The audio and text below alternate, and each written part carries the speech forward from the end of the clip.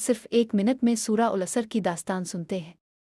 ایک بار مدینہ میں ایک صحابی نے کہا تھا، اگر لوگ صرف سورہ العصر کو سمجھ لیں تو یہ ہدایت کے لیے کافی ہے۔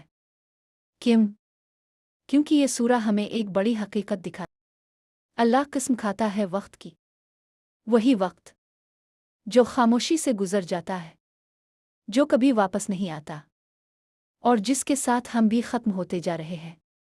پھر اللہ اعلان کرتا ہے، انسان خسارے میں ہے، ہر وہ لمحہ جو نیکی میں نہ گزرا وہ نقصان ہے۔